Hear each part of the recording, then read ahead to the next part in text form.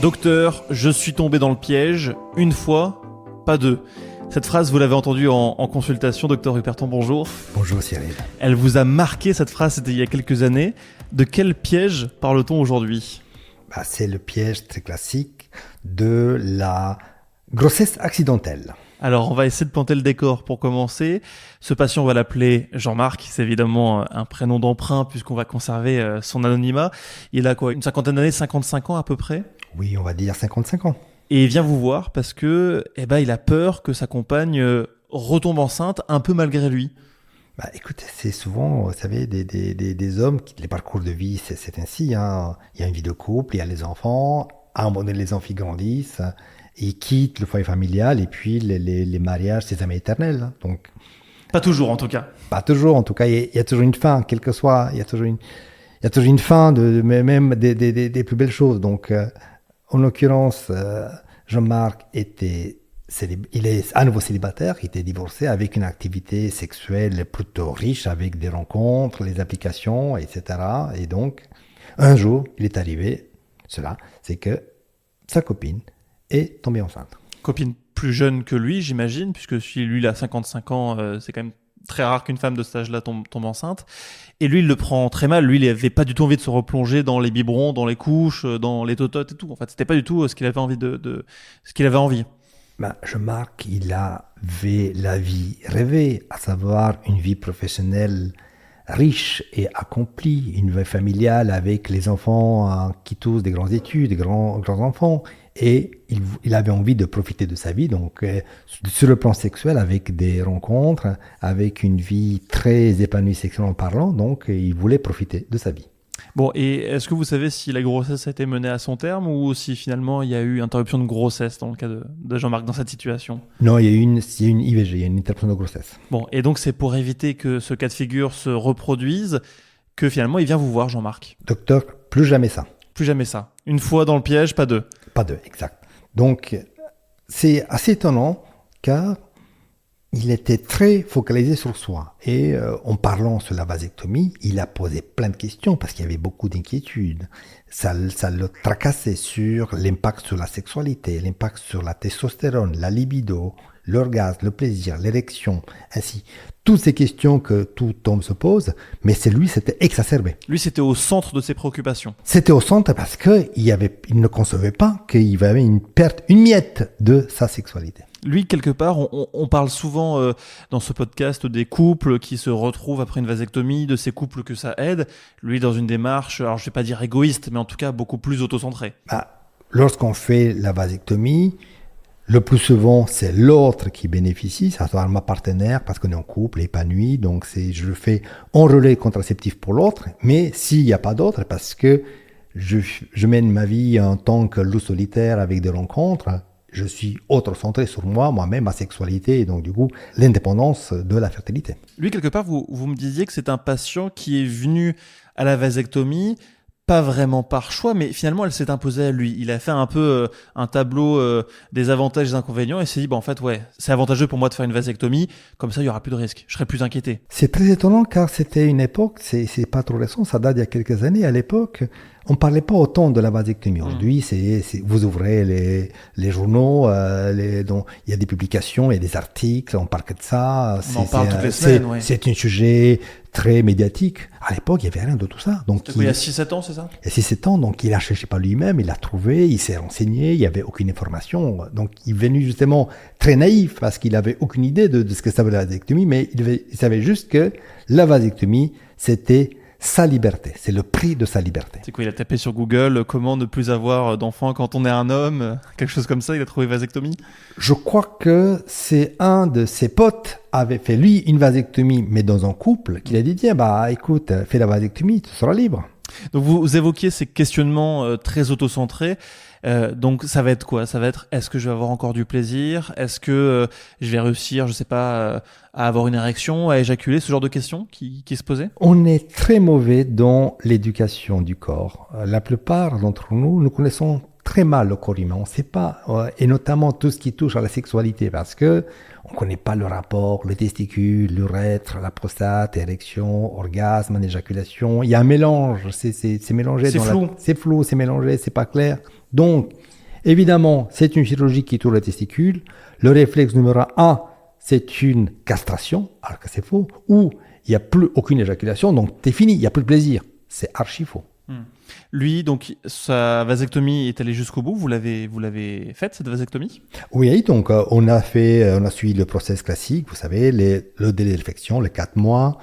On a longuement échangé sur le sujet de la conservation, mais lui était clair, c'était pas en propos, il y avait aucun besoin d'imaginer une paternité future, donc sûr à 200% qu'il ne voudrait plus jamais d'enfant. Voilà, et il s'était dit, même si je change de partenaire, au moins les règles du jeu sont fixées à l'avance, elle sait que je sais comme ça, elle sait que je ne veux pas d'enfant, donc en tout cas, on n'est plus dans l'ambiguïté. Il était heureux, j'imagine, après sa vasectomie, une fois qu'il a repris son activité sexuelle? Oui, parce que 3 mois après, il me contacte, mais il était ravi, docteur, vous avez changé ma vie, donc ça répartit, mais d'une manière encore plus riche, parce que il y avait ce fardeau, cette crainte, cette pression d'une grossesse, parce que tous ces questionnements qu'on se pose, est-ce qu'il y a un retard de règles, est-ce que tu as pris la pilule, est-ce que le préservatif a éclaté, est-ce que, toutes ces questions-là n'est plus lieu à se poser. En tout cas, il est sûr que s'il y a une grossesse, c'est pas de sa faute. En tout cas, lui, c'est pas moi, donc chérie, tu gères. Il y a plusieurs typologies de patients. Vous l'avez remarqué au fil des années et au cours de vos 1200 vasectomies, il y a vraiment plusieurs profils. Il y a ce cas de patient, un peu comme Jean-Marc, qui effectivement se retrouve à 50, 60 ans, célibataire, ou couple avec une femme beaucoup plus jeune. Effectivement, lui, c'est clair et net qu'il ne veut pas d'enfant et quelque part, il le fait pour lui, cette vasectomie. C'est quoi les autres cas de figure? Le cas le plus fréquent, c'est un couple à l'équilibre, un couple en harmonie. Harmonie, c'est l'harmonie familiale, le couple est au complet, on a 2-3 enfants, nous on s'aime, on est stable, on sait que quoi qu'il en soit, la vie va continuer ainsi et que même s'il y a un drame, ça va rien changer de mes projets futurs. Donc ça c'est le couple classique, 3/4 des hommes qui consultent sont dans cette logique-là. Il y a quand même une dimension de freedom parce qu'il y a cette liberté. Il y a la liberté par rapport à la crainte et les deux sont libérés. Pourquoi? Parce que très souvent, c'est des couples qui sont aussi qui sont repassés au préservatif. Or, un couple qui est à l'équilibre, ça fonctionne bien. Le préservatif, c'est une régression dans la sexualité parce que ça casse le romantisme, on a perdu l'habitude, etc.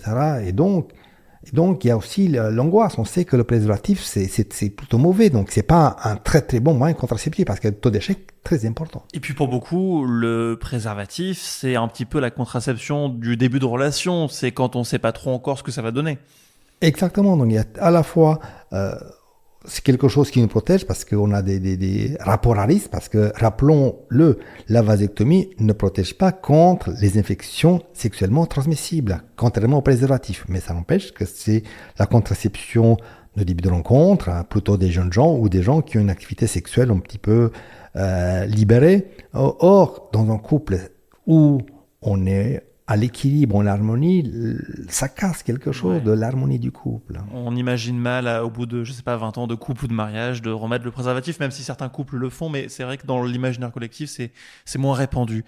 Troisième situation, Force de Planète. Oui, il y a cette tendance de la child-free generation. On parle partout. Au départ, je pensais que c'est très français, et après, j'ai échangé avec mes amis canadiens, anglais, néo-zélandais, américains, c'est une tendance mondiale. Donc c'est une tendance de la jeune génération qui ne veut pas faire du copier-coller entre le modèle parental et leur mode de vie, et que dans leur projet de vie, l'enfant n'a pas de place. Et donc ça, c'est des gens relativement jeunes qui viennent vous voir, quoi. C'est moins de 30 ans en gros, et qui vous disent j'aurai jamais d'enfant.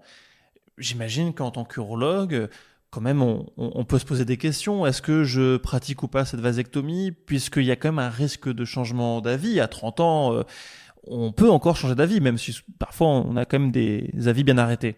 Je pense que tous les médecins, on doit être attentifs au changement de la société.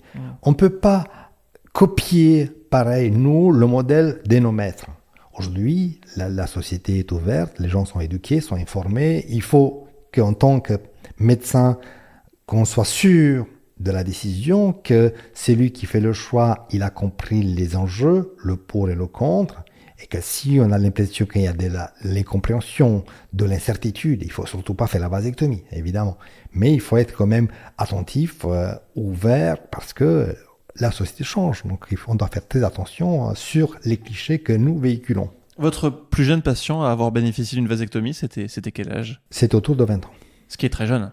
Ce qui est très jeune, mais il avait des arguments suffisamment solides. Premièrement, il n'a jamais voulu avoir des enfants. Donc depuis ses 17 ans, il savait qu'il ne voulait pas avoir d'enfants, premièrement. Deuxièmement, il avait échangé avec ses parents, donc ses parents étaient au courant de son choix. Et troisièmement, il nous a dit clairement que si ce n'est pas nous, pas en France, qu'on fait la vasectomie, il ira facilement en Angleterre. À l'époque, il y avait un centre pas loin à Londres où il y avait une clientèle française ciblée, donc où il n'y avait aucun problème pour faire une vasectomie à l'étranger. Ouais, il était vraiment déterminé.